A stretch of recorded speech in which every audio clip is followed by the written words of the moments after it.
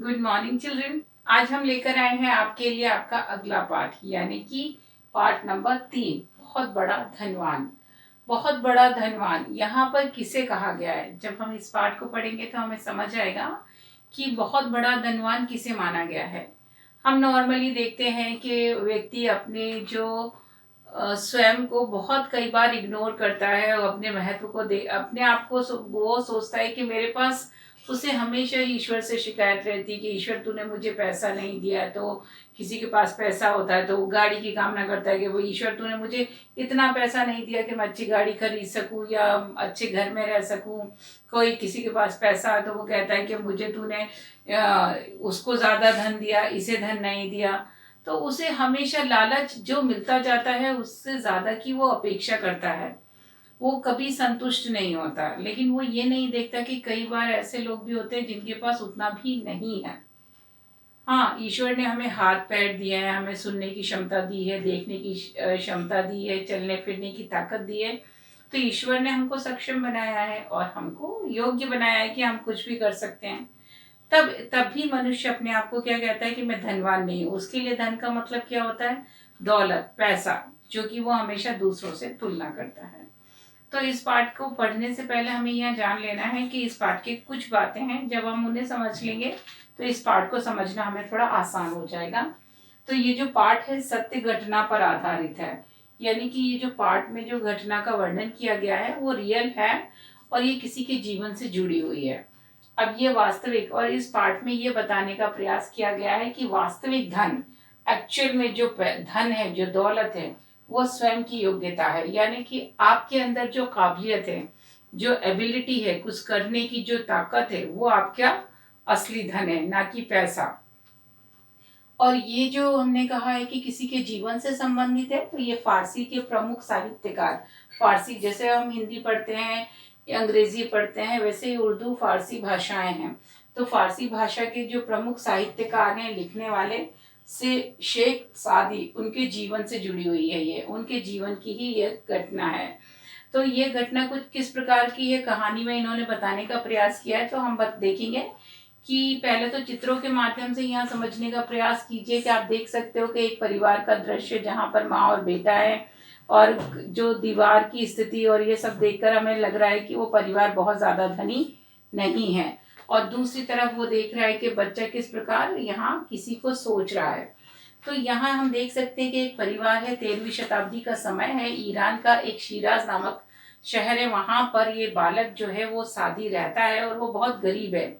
उसके परिवार में उसके केवल माँ है, पिता का देहांत हो चुका है और उसके पास इतना अधिक नहीं है कि वो बहुत अच्छे से अपना जीवन यापन कर सके। तो ईद का त्यौहार आने वाला है, वो बहुत खुश है, अपनी माँ के पास आता है। उसकी माँ ने उसके लिए नए कपड़े बना के रखे हैं। अब वो कहता है कि माँ, अब मैं कल नए कपड़े पहन कर जाऊंगा मेले में, तो तुम कल नए कपड़े के साथ मैं नए जूते पहनना चाहता हूँ, मेरे जूते तो आए नहीं है। तो अब ऐसे में माँ को बड़ा दुख होता है कि मैंने कपड़े तो जैसे तैसे करके इसके लिए बना दिए, लेकिन जूते लाने के लिए तो मेरे पास पैसे ही नहीं है। तो वो कहती है बेटा कि अभी माँ को बड़ा दुख होता है और वो रोने लगती है। तो ऐसे में बच्चा कहता है कि कोई बात नहीं माँ, मेरे पास जूते जो पुराने में वो पहन के चले जाऊंगा, आप रो मत। और यही सोचते हुए वो बच्चा सो जाता है। अब जब वो सो जाता है तो उसको रात को नींद में उसे एक व्यक्ति दिखाई देता है, जो फरिश्ता, सफेद कपड़े पहने, बड़ी सी दाढ़ी, जैसा कि इस चित्र में दर्शाया गया है।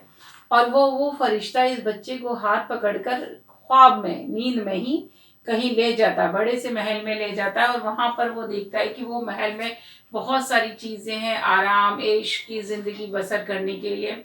फिर वो देखता है कि एक कमरे में एक व्यक्ति रो रो के, मतलब दुआ मांग रहा है, ईश्वर से कह रहा है कि हे ईश्वर, भले मेरी सारी धन दौलत ले ले, लेकिन मुझे देखने की क्षमता दे दे, मेरी आंखों की रोशनी लौटा दे। फिर एक जगह वो देख रहा है कि एक प्रार्थना कर रहा है कि मुझे सुनने की क्षमता दे दे, कि भले मेरे से सब कुछ ले ले, लेकिन मुझे सुनने की ताकत दे दे, मैं जो सुन नहीं सकता हूँ।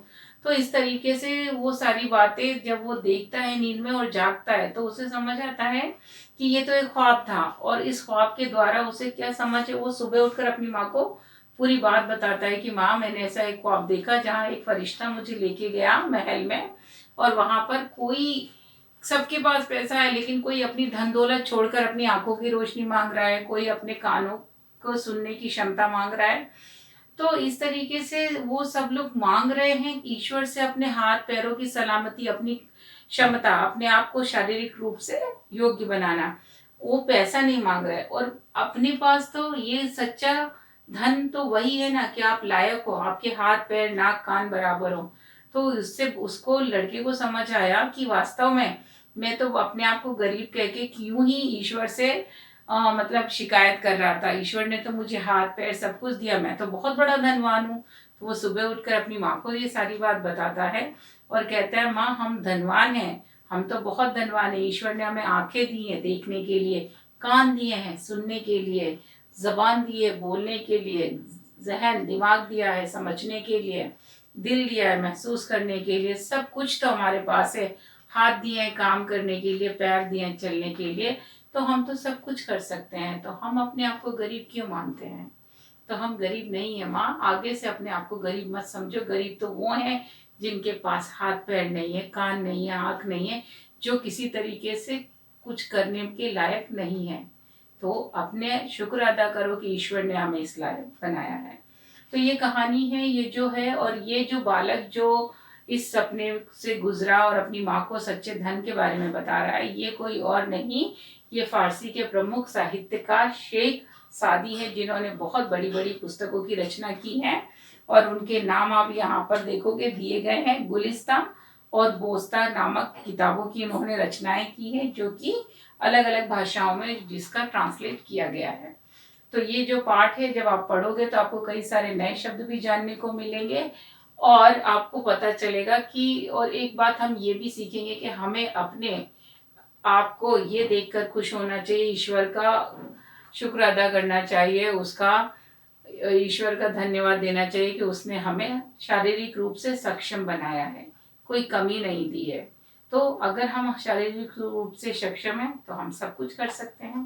तो ईश्वर का धन्यवाद अदा कीजिए और पाठ का वाचन कीजिए अच्छे से, ताकि आगे के अभ्यास हम कर पाए अच्छे से और नए शब्दों का अभ्यास करेंगे अगले मॉड्यूल में। तो तब तक के लिए रीडिंग कीजिए और अपनी सेहत का ध्यान जरूर रखिए।